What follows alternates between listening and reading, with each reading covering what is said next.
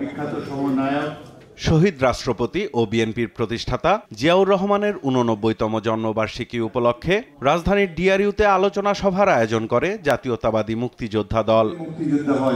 আলোচনায় অংশ নিয়ে বক্তারা বলেন, জাতিকে বিভাজিত করলে আওয়ামী লীগের কুকীর্তি ধামাচাপা পড়ে যাবে।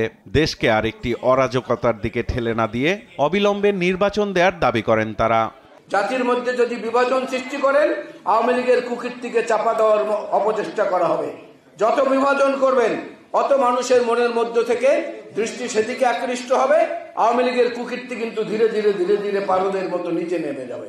নিরপেক্ষ থাকেন, নির্বাচন করেন, নির্বাচন পর্যন্ত থাকেন, আর নির্বাচনের আগেই যদি নিরপেক্ষতা হারান তাহলে রিজাইন করেন। ঐক্যের পথে বিভাজনের দেয়াল তৈরি না করার আহ্বান জানিয়ে বিএনপির স্থায়ী কমিটির সদস্য মেজর অবসরপ্রাপ্ত হাফিজ উদ্দিন আহমদ বীর বিক্রম বলেন, স্বাধীন দেশের রক্ষা কবচ গণতন্ত্র। আপনাদের নিরপেক্ষতা নিয়ে প্রশ্ন উঠলে তখন দেশের মানুষ অসন্তুষ্ট হবে। ইন্টারিম সরকারের প্রধান চারিত্রিক বৈশিষ্ট্য হবে নিরপেক্ষতা। তারা সবাইকে সমান দৃষ্টিতে দেখবেন।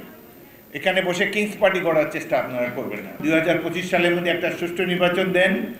নতুন যারা দল করতে চায় তারাও মাঠে থাকুক, জনগণের কাছে যায়। প্রায় 1 বছর টাইম আছে, টেক ইউর টাইম। কিন্তু এইভাবে রাজনীতিতে কোনো কুটকাচাল করবেন না, প্রতিবেশী রাষ্ট্রকে সুযোগ দেবেন না, বিশেষ করে পতিত স্বৈরাচার।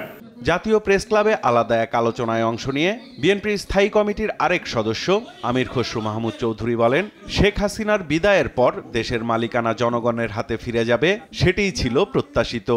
বাংলাদেশের মানুষের মালিকানা ফিরিয়ে দেওয়া ছাড়া গণতন্ত্রের অগ্রগতির কোনো সুযোগ নাই। গণতন্ত্রের শুরু ওখান থেকে, অগ্রগতি সেখান থেকে, গণতন্ত্রের পথ সেখান থেকে, এবং সেটা একমাত্র নির্বাচন ব্যতীত আর কোনো পথ নাই। অন্য কোনো পথ খুঁজতে গেলে সন্দেহের উদ্রেক হবে, জনগণ হতাশ হবে, বাংলাদেশের গণতন্ত্র আবারও মুখ থুবড়ে পড়বে। জনগণকে বাইরে রেখে কোনো ব্যক্তি বা গোষ্ঠীর দ্বিতীয় কোনো পথ খুঁজলে জনগণ তা প্রত্যাখ্যান করবে বলেও মন্তব্য করেন আমির খসরু মাহমুদ চৌধুরী।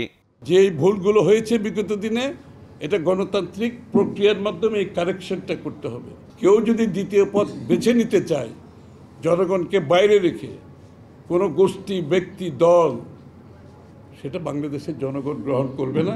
সাইফুল রিপন, দেশ টিভি, ঢাকা।